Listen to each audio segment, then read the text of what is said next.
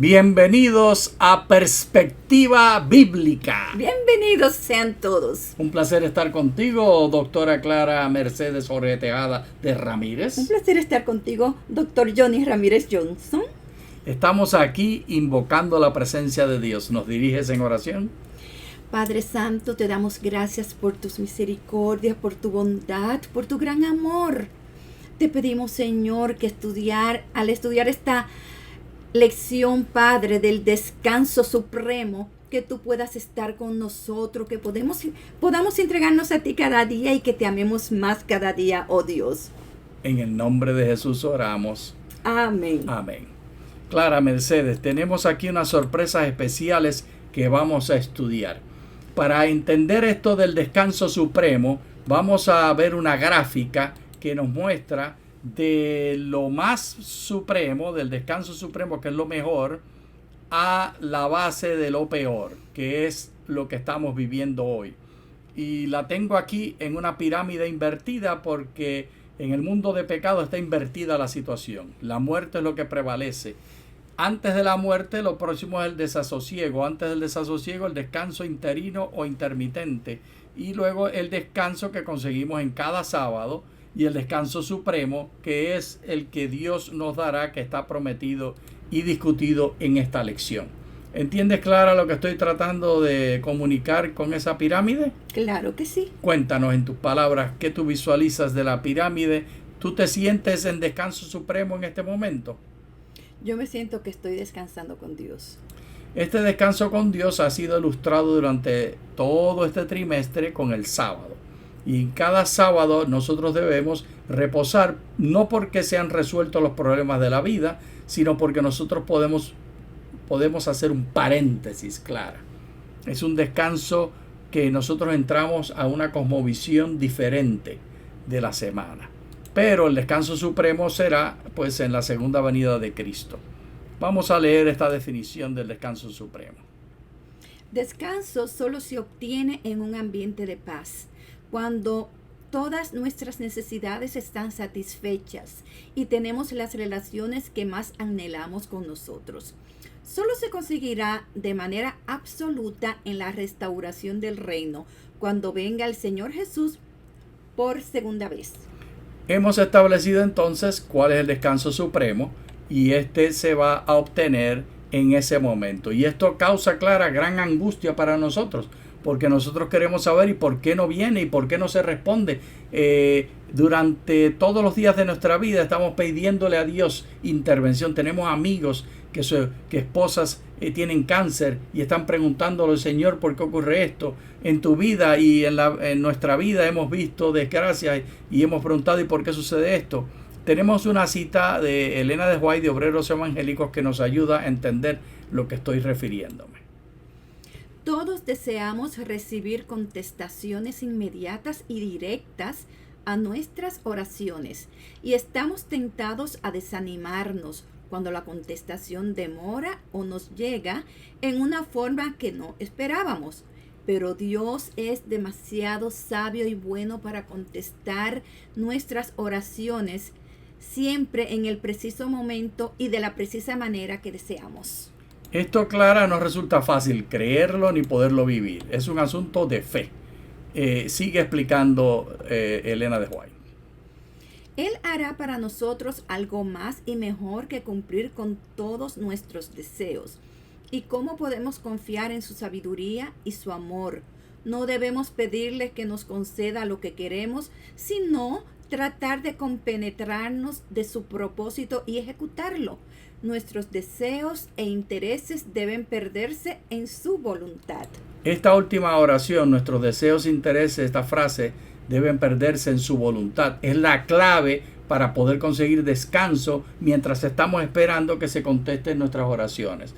Mi oración continua, Clara, es ven Señor Jesús, la restauración de la familia, poder ver a mi madre, poder ver a mi hermanito, poder ver a mi suegra y a mi suegro y tantos otros seres queridos, mi padre y tantos más, que por fe y por el amor de Dios pensamos que seremos restaurados y estaremos con ellos nuevamente.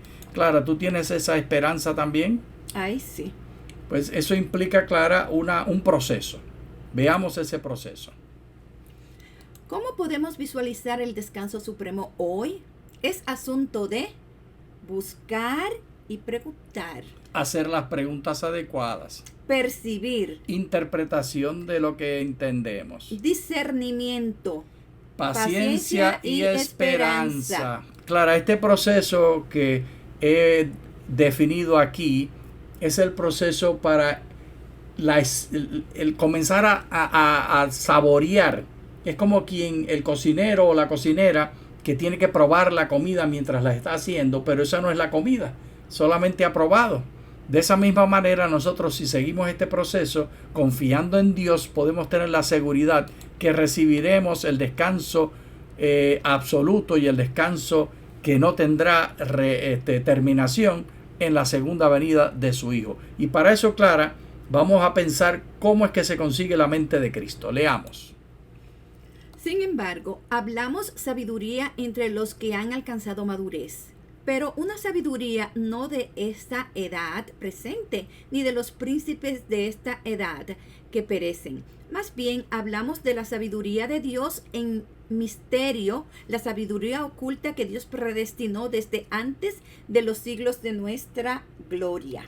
La clave está en la palabra misterio y la predestinación de Dios. La predestinación de Dios no quiere decir que Dios ha decidido de antemano lo que va a suceder con cada ser humano. Lo que quiere decir es que Dios de antemano ya tiene un plan para darnos paz. Y esta paz es la invitación para todos, para que la puedan conseguir. Este plan de Dios es un misterio, Clara, porque nosotros no vamos a percibir los detalles. Nuestra preocupación está en las cosas que podemos ver y no podemos percibir los planes y los propósitos de Dios porque son más grandes que nosotros.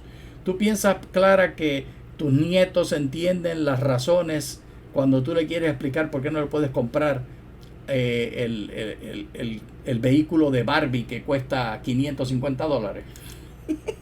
No entienden. Johnny, muchas veces yo me pongo a pensar en esto y yo pienso que nosotros somos como una hormiguita chiquitita. Tuve una hormiguita que es chiquititita. Y la aplasto la hormiguita. No, y está abajo. Entonces nosotros sí sabemos que lo que hace la hormiguita. Y me imagino que así es Dios. Entre la hormiguita poderoso. Y nosotros es Dios y nosotros. La magnífica metáfora. Que nosotros, así como la hormiguita, no puede mirar hacia arriba. Para la hormiguita será un misterio cómo desaparecen sus hormiguitas amigas. Es cierto, Clara, me encantó. Y sigue leyendo lo que menciona el hermanito Pablo en 1 Corintios 2. Ninguno de los príncipes de esta edad conoció esta sabiduría, porque si ellos la hubieran conocido, nunca habrían crucificado al Señor de la gloria. Más bien, como está escrito, cosas que ojo no vio, ni oído oyó, ni han surgido en el corazón del hombre, son las que Dios ha preparado para los que le aman. Pero a nosotros Dios nos las reveló por el Espíritu, porque el Espíritu todo lo escudriña, aun las cosas profundas de Dios. Pues, ¿quién de los hombres conoce las cosas profundas del hombre, sino el Espíritu del hombre que está en él? Así también nadie ha conocido las cosas profundas de Dios, sino el Espíritu de Dios. El hermanito Pablo está usando aquí metáforas y figuras de la cultura grecorromana. Y la cultura grecorromana es dualista. Y visualizan el espíritu como el asiento de los pensamientos, mientras que el cuerpo es el asiento de los sentimientos. Y entonces el hermanito Pablo le dice a sus lectores en Corintios, que eran grecos romanos, que Dios es el que conoce las realidades, que ellos están en angustia, que ellos no entienden por qué están sufriendo cuando hay una promesa de segunda venida, y él lo llamó primero un misterio, y aquí lo llama cosas profundas de Dios.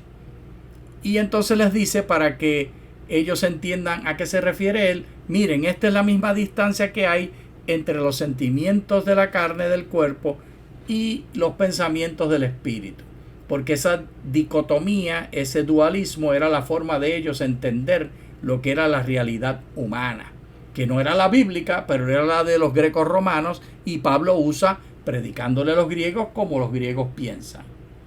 Clara Mercedes, ¿tú conoces las cosas profundas de Dios? ¿Tú conoces las cosas profundas de Dios? No, porque solamente dice el versículo, el Espíritu de Dios lo sabe. Y nosotros tenemos que confiar en el discernimiento del Espíritu, y en esa confianza del Espíritu podemos tener el adelanto de la paz. Sigamos leyendo, Clara. Y nosotros no hemos recibido el espíritu de este mundo, sino el espíritu que procede de Dios, para que conozcamos las cosas que Dios nos ha dado gratuitamente. Detengámonos un momento, Clara. Me encanta la palabra del hermanito Pablo. Cosas gratuitamente.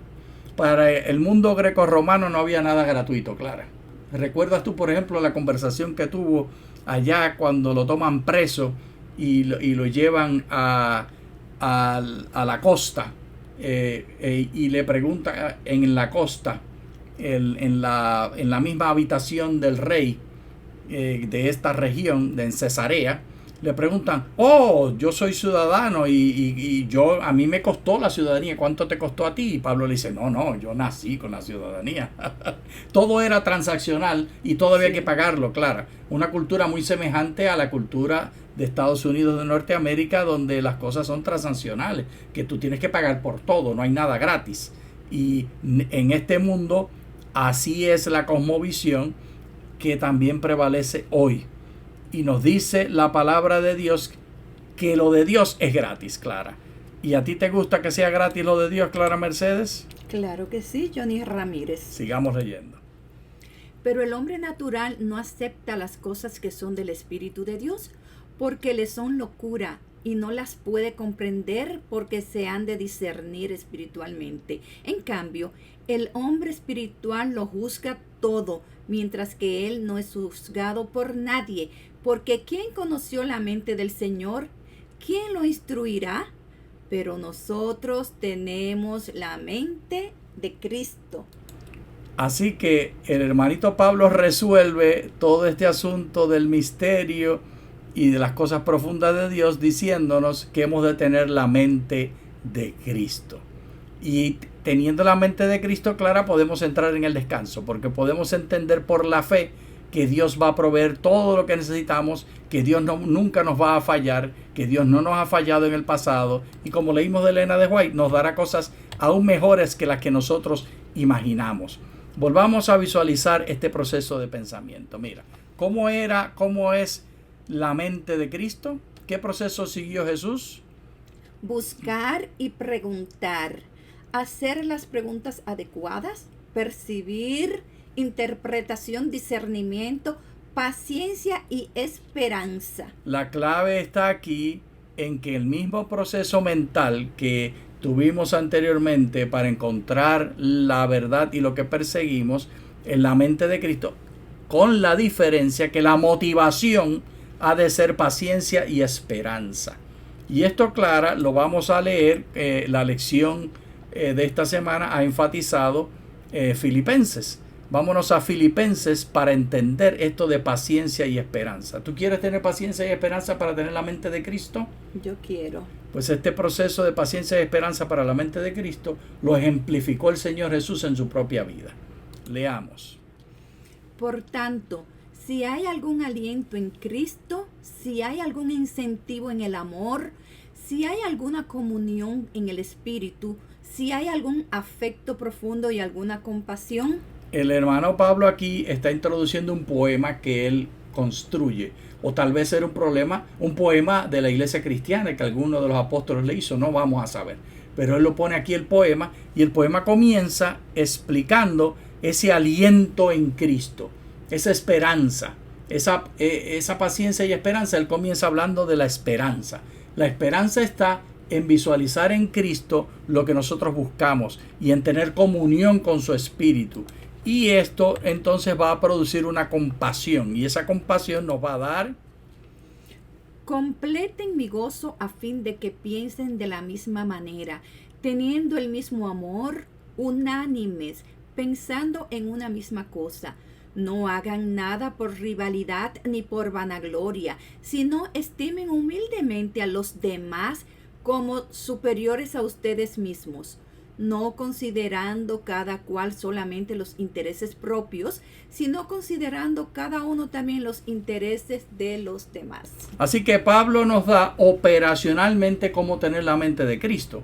Lo que Cristo hacía era que no estaba pensando en sí. ni en sus intereses personales, sino que estaba pensando en los demás. Y así es que nosotros podemos tener la mente de Cristo, clara. No es con meditaciones trascendentales y cosas espirituales. No, Clara, no. Es con darle al otro la primacía, hacer trabajo por el otro, considerarnos que nuestras necesidades están supeditadas y están paralelas a necesidades del otro. No considerando cada cual solamente sus intereses propios, sino considerando cada cual los intereses de los demás. Esto es maravilloso, Clara. Esa es la manera de completar el gozo. Sigamos leyendo la explicación. Haya en ustedes esta manera de pensar que hubo también en Cristo Jesús. Existiendo en forma de Dios, Él no consideró ser igual a Dios como algo a que aferrarse, sino que se despojó a sí mismo, tomando forma de siervo, haciéndose semejante a los hombres. Sino que se despojó de sí mismo, tomando forma de siervo, haciéndose semejante a los hombres, otra vez, y hallándose en condición de hombre, se humilló a sí mismo, haciéndose obediente hasta la muerte, Johnny, no cualquier muerte, muerte de cruz. Así que el Señor Jesús no solamente puso el interés de los otros por encima de los de Él, sino que estuvo dispuesto a perder y afectarse a sí mismo con tal de que los otros reciban el bien, el bienestar. Se despojó a sí mismo tomando forma de siervo. Y eso es lo que tú y yo tenemos que hacer si queremos tener la mente de Cristo. Tener la mente de Cristo no es tener mucho poder, no es poder enseñar todas las doctrinas, no es poder entender todos los misterios. Tener la mente de Cristo quiere decir, Clara, que somos siervos de los demás. Y en realidad la palabra aquí es esclavo, dulos. Somos esclavos de los demás. No es un asunto de servir a Dios de manera espiritual. Y que la gente piensa que es un asunto entre ellos y Dios. Y lo que ocurre entre ellos y Dios nadie se puede meter. Y nadie me puede decir lo que yo tengo que hacer. Eso no es lo que dice la Escritura. Aquí nos dice la Escritura claramente que es tener la mente de Cristo y es preocuparse por los demás, poner a los otros antes que nosotros. Sigamos leyendo el resultado de esto, Clara. Una vez que esta sumisión ocurre, mira lo que sucede. Por lo cual también Dios lo exaltó hasta lo sumo y le otorgó el nombre que es sobre todo nombre, para que en el nombre de Jesús se doble toda rodilla de los que están en los cielos, en la tierra y debajo de la tierra. Aquí nos está declarando, Clara, el resultado de esa paz absoluta de la que estamos hablando en esta lección. Esa paz absoluta Cristo la consiguió en este proceso de entrega y de sacrificio y de poner a los otros en primer lugar. ¿Cómo es que termina la historia de la humanidad? La historia de la humanidad termina con todos arrodillándose frente a Jesús. Y mira lo que va a suceder. Y toda lengua en los cielos, en la tierra y debajo de la tierra, confiese para gloria de Dios Padre que Jesucristo es Señor. Amén y aleluya. Ese es el propósito. De la misma manera que tener la mente de Cristo, el propósito es la restauración de la paz y de ese descanso absoluto que estamos esperando en la segunda venida de Cristo. De esa misma manera Jesús se sacrificó en la cruz, se hizo todo lo que hizo en esta tierra con el propósito de que toda rodilla se doble ante Él, Clara. Eso quiere decir la restauración del reino. Eso quiere decir que ya no habrá más pecado. Hemos de entender este asunto de cómo es la cosmovisión del antiguo cercano oriente, Clara. Mira cómo se organiza. Primero, la cosmovisión bíblica. Tenemos el tercer cielo, que es donde está el trono de Dios, que no cabe aquí en esta presentación. Luego tenemos las aguas sobre el firmamento que están arriba, lo leemos en Génesis 1 y Génesis 2. Luego tenemos el firmamento, que es el segundo cielo, que es esta cosa cóncava negra. Luego tenemos el cielo, que es el primer cielo. Entonces tenemos la tierra y las aguas, los mares y otros cuerpos de agua. Entonces debajo de la tierra tenemos el Sheol, que está debajo de la tierra. Mirándolo aquí en orden, el tercer cielo, las aguas sobre el firmamento, el cielo, la tierra y el agua, y debajo de la tierra. Johnny, me encantó ese dibujito que tú hiciste. Explica muy bien. Sí, pero eso resulta muy de confusión para nosotros, claro, porque nosotros no visualizamos así la cosmovisión nuestra. La cosmovisión nuestra lo llamamos inclusive por otros nombres. Llamamos donde están las nubes, le llamamos el cielo. Luego viene la estratosfera. Luego viene fuera de la estratosfera. Y está la órbita de la Tierra. Y está la atmósfera, que sería lo que en el texto bíblico llaman el firmamento. Está aguantando la atmósfera. Y luego este asunto de debajo de la Tierra. Nosotros lo que entendemos que está debajo de la Tierra es la masa de hierro derretido supercaliente, que es el núcleo de la Tierra. Pero en la descripción bíblica no es así. En la descripción bíblica, debajo de la Tierra habitan seres. Y la Biblia no pretende explicarlo ni decirnos. Esa era la cosmovisión que ellos tenían. Y el punto que está enfatizando Clara Mercedes, lo que tenemos que entender nosotros aquí al ver esto, no son los detalles de cómo es. Y hay personas que lamentablemente leen la Biblia y quieren poner un libro de ciencia, de biología o de astronomía, y compararlo uno por uno, y eso no lo pueden hacer, porque ese no es el propósito de la Biblia. El propósito de la Biblia es comunicar la paz eterna. El propósito de esto, Clara, es decir que todo, sin excepción, nadie se va a quedar sin doblar su rodilla ante Jesús. Jesús adquiere todo el poder, y ese fue el propósito de todo lo que hizo. Ese fue el propósito de todo lo que ocurrió. Restaurar la unidad para que haya paz absoluta eternamente. Ese es el plan de salvación. El plan de salvación no es la cruz. El plan de salvación es la restauración. La cruz no es el centro del plan de salvación. ¿No? El centro del plan de salvación es la restauración. Amén. Cuando todos llegaremos a la paz eterna. Y esa paz eterna entendemos que viene directamente desde el cielo. En las Sagradas Escrituras se menciona varias veces algo especial. Léete este texto, Clara. Estamos leyendo Amós. Busquen al Señor y vivan. No sea que Él acometa como fuego contra la casa de José y consuma a Betel sin que haya quien lo apague. Ustedes que convierten el derecho en ajenjo y echan por tierra la justicia. Busquen al que hizo las Pléyades y el Orión, que a las tinieblas convierte en mañana y que hace oscurecer el día hasta que se hace noche. Busquen al que llama a las aguas del mar y las derrama sobre la superficie de la tierra. El Señor es su nombre. Él es que irrumpe en destrucción contra la fortaleza, de modo que la destrucción alcance a la plaza fuerte.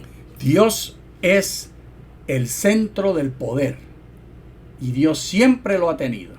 Y esa restauración, Clara, será una restauración donde las relaciones entre Dios y todas las criaturas se van a restaurar. Todos van a doblar rodilla ante Jesús. Y ese será el inicio del descanso eterno y completo.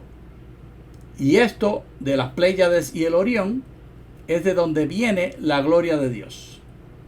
Y nosotros entendemos, Clara, que esta restauración va a ocurrir en la segunda venida de Cristo.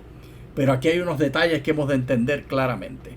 Vayámonos, como la lección nos recomienda, a Apocalipsis. Yo, Jesús, he enviado a mi ángel para darle a ustedes testimonios de estas cosas para las iglesias. Yo soy la raíz y el linaje de David, la estrella resplandeciente de la mañana. Jesús es la solución a la paz y a la ansia de paz que tenemos los seres humanos, y esto ocurrirá en la segunda venida, cuando Apocalipsis así lo describe y lo presenta. Pero esa paz que Jesús nos trae es una paz que será una restauración completa y cabal de todas las cosas, del cielo a la tierra, todos los seres humanos, todos los animales, toda la naturaleza, todo será restaurado. Sigue leyendo. El espíritu y la esposa dicen, ven. El que oye diga, ven. El que tiene sed, venga. El que quiera, tome del agua de vida gratuitamente. Yo advierto a todo el que oye las palabras de la profecía de este libro. Si alguno añade a estas cosas, Dios le añadirá las plagas que están escritas en este libro. Y si alguno quita de las palabras del libro de esta profecía, Dios le quitará su parte del árbol de la vida y de la santa ciudad, de los cuales se ha escrito en este libro. El libro de Apocalipsis lo presenta el autor, el hermano apóstol Juan, el amado de Jesús, el que se recostó el pecho sobre Jesús y descansó allí porque él era más jovencito. Este personaje Juan, el apóstol profeta, nos indica que Jesús viene, Clara. Y nos indica que él deja en ese libro los detalles y da una advertencia que no se cambian las cosas que él escribió. Y mira tú que esa advertencia sigue. Leamos. Sucederá que de mes en mes y de sábado en sábado vendrá todo mortal para postrarse delante de mí, ha dicho el Señor. Entonces saldrán y verán los cadáveres de los hombres que se rebelaron contra mí, porque su gusano nunca morirá, ni su fuego se apagará, y serán un horror para todo mortal. Es un horror, sí. Este versículo, Clara, mezcla lo que nosotros llamamos la segunda venida de Cristo con lo que los profetas llamaron la venida del Mesías, el Cristo. Cristo es en griego, Mesías es en hebreo. Y el profeta, el Mesías, es del que todos los profetas hablaron que iba a venir, y el día del Señor era el día del Mesías. Pero los eventos eran diferentes, Clara Mercedes. Tanto así que la venida del Cristo, como ellos esperaban, iba a haber restauración de inmediato. Y la venida del Cristo iba a traer esta restauración completamente. Lee la explicación. La venida del Mesías, Cristo, no seguía los mismos eventos entre lo predicho por los profetas y lo escrito en el Nuevo Testamento. La venida de Jesús no fue como lo esperaban, Johnny Ramírez. Y esto de que no fue como lo esperaban no es asunto que yo me estoy inventando, claro. En más de un lugar de la Escritura lo dice, pero aquí en un lugar muy particular ya Cristo está ascendiendo a los cielos. Mira lo que dice. Por tanto, los que estaban reunidos le preguntaban diciendo, Señor, ¿restituirás el reino a Israel en este tiempo? Él les respondió, a ustedes no les toca saber ni los tiempos ni las ocasiones que el Padre dispuso para su propia autoridad. Entonces, tal como las profecías condicionales de la venida del Mesías no se cumplieron al venir Jesús la primera vez, por lo tanto esperen cambios entre el Nuevo Testamento y lo que sucederá finalmente. Sí se cumplirá, pero no como lo esperábamos. El énfasis no debe estar en los eventos fuera de nuestro control, sino en lo que nos toca a nosotros hacer. ¿Haya en ustedes esta manera de pensar que hubo también en Cristo Jesús? Existiendo en forma de Dios, Él no consideró ser igual a Dios como algo a que aferrarse, sino que se despojó a sí mismo, tomando forma de siervo y haciéndose semejante a los hombres. Esto es lo que tenemos que enfatizar, ser siervos. Y en esta manera de ser siervos entonces estaremos predicando. Y recordemos la promesa. El que da testimonio de estas cosas dice, sí, vengo pronto. Amén. Ven, Señor Jesús.